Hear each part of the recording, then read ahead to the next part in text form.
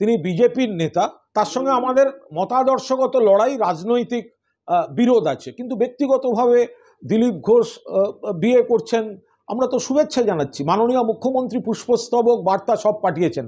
আর একটা মজা কি বলুন তো, এতদিনে বোঝা গেল ইকো পার্কেই বারবার হাঁটতে কেন দিলীপ বাবু যেতেন। সকালে উঠে সূর্যটা উঠেছে কি ওঠেনি, উঠেছে কি ওঠেনি, কি এমন টান যে দিলীপ বাবুকে ইকো পার্কেই যেতে হতো, আজকে সেটা পরিষ্কার।